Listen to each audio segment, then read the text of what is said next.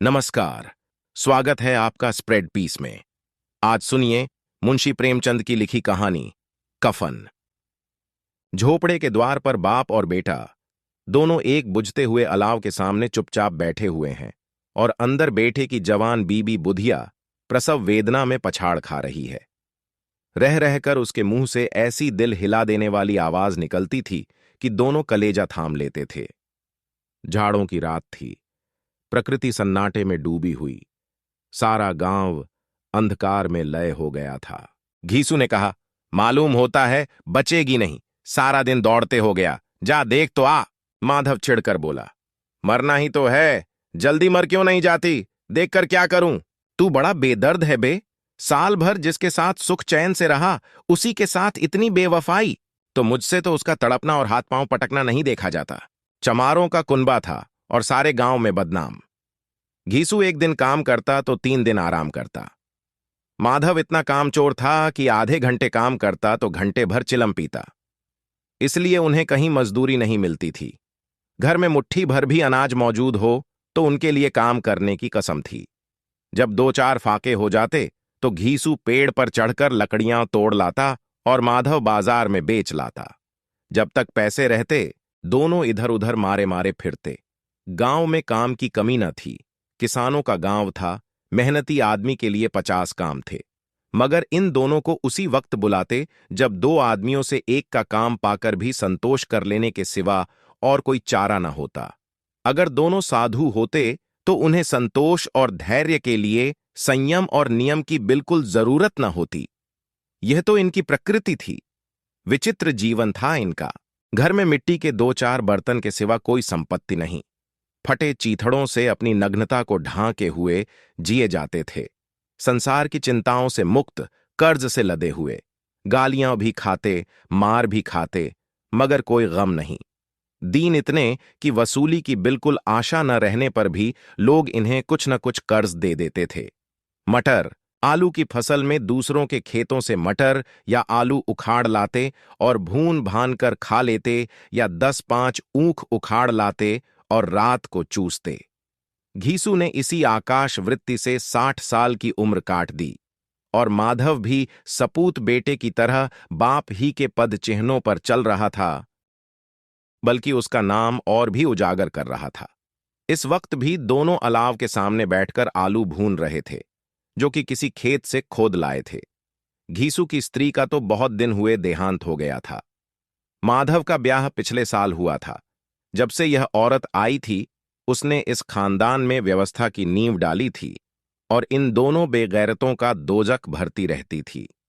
जब से वह आई, यह दोनों और भी आराम तलब हो गए थे, बल्कि कुछ अकड़ने भी लगे थे।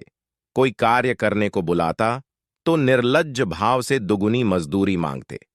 वही औरत आज प्रसव वेदना से मर रही थी और यह दोनों इसी इंतजार में थे कि वह मर जाए तो आराम से सोएं। घीसू ने आलू निकालकर छीलते हुए कहा, जाकर देख तो क्या दशा है उसकी। चुड़ैल का फिसाद होगा और क्या। यहां तो ओंझा भी 1 रुपया मांगता है। माधव को भय था कि वह कोठरी में गया तो घीसू आलूओं का बड़ा भाग साफ कर देगा। बोला, मुझे वहां जाते डर लगता है। डर किस बात का है, मैं तो यहां हूं ही। तो तुम ही जाकर देखो ना। मेरी औरत जब मरी थी तो मैं 3 दिन तक उसके पास से हिला तक नहीं, और फिर मुझसे लजाएगी कि नहीं, जिसका कभी मुंह नहीं देखा, आज उसका उघड़ा हुआ बदन देखूं। उसे तन की सुध भी तो न होगी। मुझे देख लेगी तो खुलकर हाथ पांव भी न पटक सकेगी। मैं सोचता हूं कोई बाल बच्चा हुआ तो क्या होगा। सोंठ, गुड़, तेल कुछ भी तो नहीं है घर में। सब कुछ आ जाएगा, भगवान दें तो। जो लोग अभी 1 पैसा नहीं दे रहे हैं, वे ही कल बुलाकर रुपए देंगे। मेरे 9 लड़के हुए, घर में कभी कुछ न था, मगर भगवान ने किसी न किसी तरह बेड़ा पार ही लगाया। जिस समाज में रात दिन मेहनत करने वालों की हालत उनकी हालत से कुछ बहुत अच्छी न थी, और किसानों के मुकाबले में वे लोग जो किसानों की दुर्बलताओं से लाभ उठाना जानते थे, कहीं ज्यादा संपन्न थे, वहां इस तरह की मनोवृत्ति का पैदा हो जाना कोई अचरज की बात न थी। हम तो कहेंगे घीसू किसानों से कहीं ज्यादा विचारवान था और किसानों के विचार शून्य समूह में शामिल होने के बदले बैठकबाजों की कुत्सित मंडली में जा मिला था। हां, उसमें यह शक्ति न थी कि बैठकबाजों के नियम और नीति का पालन करता। इसलिए जहां उसकी मंडली के और लोग गांव के सरगना और मुखिया बने हुए थे, उस पर सारा गांव उंगली उठाता था। फिर भी उसे यह तस्कीन तो थी ही कि अगर वह फटेहाल है तो कम से कम उसे किसानों की सी जी तोड़ मेहनत तो नहीं करनी पड़ती, और उसकी सरलता और निरीहता से दूसरे लोग बेजा फायदा तो नहीं उठाते। दोनों आलू निकाल निकाल कर जलते जलते खाने लगे। कल से कुछ नहीं खाया था, इतना सब्र न था कि ठंडा हो जाने दें। कई बार दोनों की जबानें जल गईं।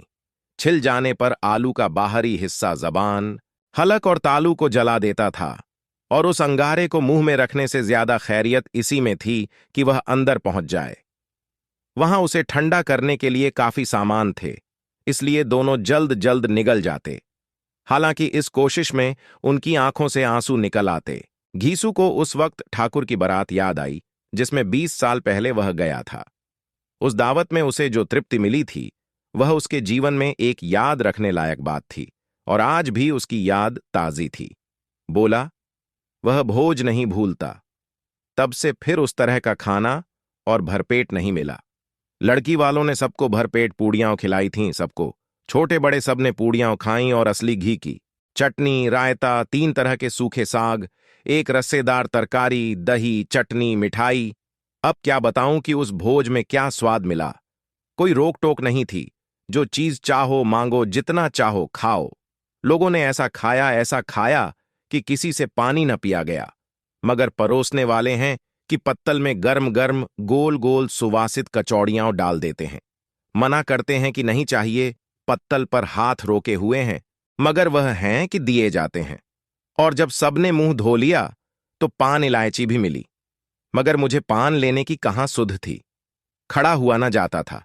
चटपट जाकर अपने कंबल पर लेट गया। ऐसा दिल दरियाव था वह ठाकुर। माधव ने इन पदार्थों का मन ही मन मजा लेते हुए कहा, अब हमें कोई ऐसा भोज नहीं खिलाता। अब कोई क्या खिलाएगा? वह जमाना दूसरा था। अब तो सबको किफायत सूझती है। शादी ब्याह में मत खर्च करो, क्रियाकर्म में मत खर्च करो। पूछो, गरीबों का माल बटोर बटोर कर कहां रखोगे? बटोरने में तो कमी नहीं है, हां, खर्च में किफायत सूझती है। तुमने एक 20 पूरियां खाई होंगी, 20 से ज्यादा खाई थीं। मैं 50 खा जाता, 50 से कम मैंने न खाई होंगी। अच्छा पका था, तू तो मेरा आधा भी नहीं है। आलू खा। आकर दोनों ने पानी पिया, और वहीं अलाव के सामने अपनी धोतियां ओढ़कर पांव पेट में डाले सो रहे, जैसे 2 बड़े बड़े अजगर गेंडुलियां मारे पड़े हों। और बुधिया अभी तक कराह रही थी। सवेरे माधव ने कोठरी में जाकर देखा तो उसकी स्त्री ठंडी हो गई थी। उसके मुंह पर मक्खियां भिनक रही थीं। पत्थराई हुई आंखें ऊपर टंगी हुई थीं। सारी देह धूल से लथपथ हो रही थी। उसके पेट में बच्चा मर गया था। माधव भागा हुआ घीसू के पास आया। फिर दोनों जोर जोर से हाय हाय करने और छाती पीटने लगे। पड़ोस वालों ने यह रोना धोना सुना तो दौड़े हुए आए और पुरानी मर्यादा के अनुसार इन अभागों को समझाने लगे। मगर ज्यादा रोने पीटने का अवसर न था। कफ़न की और लकड़ी की फिक्र करनी थी। घर में तो पैसा इस तरह गायब था जैसे चील के घोंसले में मांस। बाप बेटे रोते हुए गांव के जमींदार के पास गए। वह इन दोनों की सूरत से नफरत करते थे। कई बार इन्हें अपने हाथों से पीट चुके थे, चोरी करने के लिए, वादे पर, काम पर न आने के लिए। पूछा, क्या है बेघिसुआ, रोता क्यों है? अब तो तू कहीं दिखलाई भी नहीं देता। मालूम होता है इस गांव में रहना नहीं चाहता। घीसू ने जमीन पर सिर रखकर आंखों में आंसू भरे हुए कहा, सरकार, बड़ी विपत्ति में हूं। माधव की घरवाली रात को गुजर गई। रात भर तड़पती रही सरकार। हम दोनों उसके सिरहाने बैठे रहे। दवा दारू जो कुछ हो सका सब कुछ किया, मुदा वह हमें दगा दे गई। अब कोई एक रोटी देने वाला भी न रहा मालिक। तबाह हो गए, घर उजड़ गया। आपका गुलाम हूं। अब आपके सिवा कौन उसकी मिट्टी पार लगाएगा? हमारे हाथ में तो जो कुछ था वह सब तो दवा दारू में उठ गया। सरकार ही की दया होगी तो उसकी मिट्टी उठेगी। आपके सिवा किसके द्वार पर जाऊं? जमींदार साहब दयालु थे, मगर घीसू पर दया करना काले कंबल पर रंग चढ़ाना था। जी में तो आया, कह दें, चल दूर हो यहां से। यों तो बुलाने से भी नहीं आता, आज जब गरज पड़ी तो आकर खुशामद कर रहा है। हरामखोर कहीं का, बदमाश। लेकिन यह क्रोध या दंड देने का अवसर न था। जी में कुढ़ते हुए 2 रुपये निकालकर फेंक दिए, मगर सांत्वना का एक शब्द भी मुंह से न निकला। उसकी तरफ ताका तक नहीं, जैसे सिर का बोझ उतारा हो। जब जमींदार साहब ने 2 रुपये दिए तो गांव के बनिए महाजनों को इनकार का साहस कैसे होता। घीसू जमींदार के नाम का ढिंढोरा भी पीटना जानता था। किसी ने 2 आने दिए, किसी ने 4 आने। 1 घंटे में घीसू के पास 5 रुपये की अच्छी रकम जमा हो गई। कहीं से अनाज मिल गया, कहीं से लकड़ी। और दोपहर को घीसू और माधव बाजार से कफन लाने चले। इधर लोग बांस वांस काटने लगे। गांव की नर्मदिल स्त्रियां आ आकर लाश देखती थीं और उसकी बेकसी पर 2 बूंद आंसू गिराकर चली जाती थीं। बाजार में पहुंचकर घीसू बोला, लकड़ी तो उसे जलाने भर को मिल गई है, क्यों माधव? माधव बोला, हाँ, लकड़ी तो बहुत है, अब कफन चाहिए। तो चलो कोई हल्का सा कफन ले लें। हाँ, और क्या, लाश उठते उठते रात हो जाएगी, रात को कफन कौन देखता है? कैसा बुरा रिवाज है कि जिसे जीते जी तन ढांकने को चीथड़ा भी न मिले, उसे मरने पर नया कफन चाहिए। कफन लाश के साथ जल ही तो जाता है, और क्या रखा रहता है? यही 5 रुपये पहले मिलते तो कुछ दवा दारू कर लेते। दोनों एक दूसरे के मन की बात ताड़ रहे थे। बाजार में इधर उधर घूमते रहे। कभी इस बजाज की दुकान पर गए, कभी उसकी दुकान पर।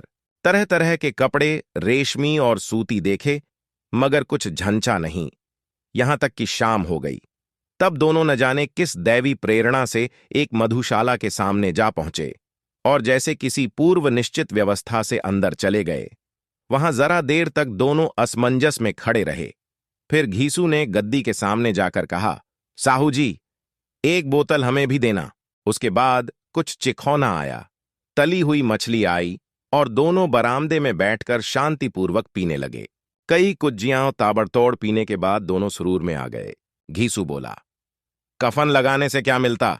आखिर जल ही तो जाता, कुछ बहू के साथ तो न जाता। माधव आसमान की तरफ देखकर बोला, मानो देवताओं को अपनी निष्पापता का साक्षी बना रहा हो। दुनिया का दस्तूर है, नहीं लोग ब्राह्मणों को हजारों रुपये क्यों दे देते हैं? कौन देखता है परलोक में मिलता है या नहीं? बड़े आदमियों के पास धन है, फूंके। हमारे पास फूंकने को क्या है? लेकिन लोगों को जवाब क्या दोगे? लोग पूछेंगे नहीं, कफन कहां है? घीसू हंसा, अबे, कह देंगे कि रुपये कमर से खिसक गए, बहुत ढूंढा, मिले नहीं। लोगों को विश्वास ना आएगा, लेकिन फिर वही रुपये देंगे। माधव भी हंसा इस अनपेक्षित सौभाग्य पर।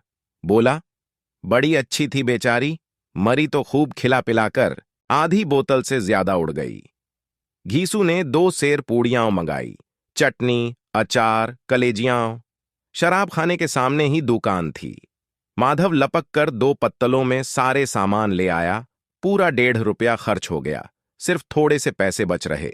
दोनों इस वक्त इस शान में बैठे पूड़ियां खा रहे थे जैसे जंगल में कोई शेर अपना शिकार उड़ा रहा हो। न जवाबदेही का खौफ था, न बदनामी की फिक्र। इन सब भावनाओं को उन्होंने बहुत पहले ही जीत लिया था। घीसू दार्शनिक भाव से बोला, हमारी आत्मा प्रसन्न हो रही है तो क्या उसे पुण्य न होगा? माधव ने श्रद्धा से सिर झुकाकर तसदीक की, जरूर से जरूर होगा। भगवान, तुम अंतर्यामी हो, उसे बैकुंठ ले जाना। हम दोनों हृदय से आशीर्वाद दे रहे हैं। आज जो भोजन मिला वह कभी उम्र भर न मिला था। एक क्षण के बाद माधव के मन में एक शंका जागी। बोला, क्यों दादा, हम लोग भी एक ना एक दिन वहां जाएंगे ही। घीसू ने इस भोले भाले सवाल का कुछ उत्तर न दिया। वह परलोक की बातें सोचकर इस आनंद में बाधा न डालना चाहता था। जो वहां हम लोगों से पूछे कि तुमने हमें कफन क्यों नहीं दिया तो क्या कहोगे? कहेंगे तुम्हारा सिर। पूछेगी तो जरूर, तू कैसे जानता है कि उसे कफन न मिलेगा? तू मुझे ऐसा गद्दा समझता है? 60 साल क्या दुनिया में घास खोदता रहा हूं, उसको कफन मिलेगा और बहुत अच्छा मिलेगा। माधव को विश्वास न आया। बोला, कौन देगा? रुपये तो तुमने चट कर दिए, वह तो मुझसे पूछेगी। उसकी मांग में तो सेंदूर मैंने डाला था। कौन देगा, बताते क्यों नहीं? वही लोग देंगे जिन्होंने अबकी दिया। हाँ, अबकी रुपये हमारे हाथ न आएंगे। ज्यों ज्यों अंधेरा बढ़ता था और सितारों की चमक तेज होती थी, मधुशाला की रौनक भी बढ़ती जाती थी। कोई गाता था, कोई डींग मारता था, कोई अपने संगी के गले लिपटा जाता था, कोई अपने दोस्त के मुंह में कुल्हड़ लगाए देता था। वहां के वातावरण में सुरूर था, हवा में नशा। कितने तो यहां आकर एक चुल्लू में मस्त हो जाते थे। शराब से ज्यादा यहां की हवा उन पर नशा करती थी। जीवन की बाधाएं यहां खींच लाती थीं और कुछ देर के लिए यह भूल जाते थे कि वे जीते हैं या मरते हैं, या न जीते हैं न मरते हैं। और यह दोनों बाप बेटे अब भी मजे ले लेकर चुस्कियां ले रहे थे। सबकी निगाहें इनकी ओर जमी हुई थीं। दोनों कितने भाग्य के बली हैं। पूरी बोतल बीच में है। भरपेट खाकर माधव ने बची हुई पूड़ियों का पत्तल उठाकर एक भिखारी को दे दिया, जो खड़ा इनकी ओर भूखी आंखों से देख रहा था और देने के गौरव, आनंद और उल्लास का अपने जीवन में पहली बार अनुभव किया। घीसू ने कहा, ले जा, खूब खा और आशीर्वाद दे। जिसकी कमाई है वह तो मर गई, मगर तेरा आशीर्वाद उसे जरूर पहुंचेगा। रोए रोए से आशीर्वाद दो, बड़ी गाड़ी कमाई के पैसे हैं। माधव ने फिर आसमान की तरफ देखकर कहा, वह बैकुंठ में जाएगी दादा, बैकुंठ की रानी बनेगी। घीसू खड़ा हो गया और जैसे उल्लास की लहरों में तैरता हुआ बोला, हां बेटा, बैकुंठ में जाएगी। किसी को सताया नहीं, किसी को दबाया नहीं। मरते मरते हमारी जिंदगी की सबसे बड़ी लालसा पूरी कर गई। वह न बैकुंठ जाएगी तो क्या ये मोटे मोटे लोग जाएंगे, जो गरीबों को दोनों हाथों से लूटते हैं और अपने पाप को धोने के लिए गंगा में नहाते हैं और मंदिरों में जल चढ़ाते हैं। श्रद्धालुता का यह रंग तुरंत ही बदल गया। अस्थिरता नशे की खासियत है। दुख और निराशा का दौरा हुआ। माधव बोला, मगर दादा, बेचारी ने जिंदगी में बड़ा दुख भोगा, कितना दुख झेलकर मरी। वह आंखों पर हाथ रखकर रोने लगा, चीखें मार मार कर। घीसू ने समझाया, क्यों रोता है बेटा? खुश हो कि वह माया जाल से मुक्त हो गई, जंजाल से छूट गई। बड़ी भाग्यवान थी जो इतनी जल्द माया मोह के बंधन तोड़ दिए। और दोनों खड़े होकर गाने लगे, ठगिनी क्यों नैना झमकावे, ठगिनी। पियक्कड़ों की आंखें इनकी ओर लगी हुई थीं और यह दोनों अपने दिल में मस्त गाए जाते थे। फिर दोनों नाचने लगे, उछले भी, कूदे भी, गिरे भी, मटके भी, भाव भी बताए, अभिनय भी किए और आखिर नशे में मदमस्त होकर वहीं गिर पड़े। आप सुन रहे थे मुंशी प्रेमचंद की लिखी कहानी कफन।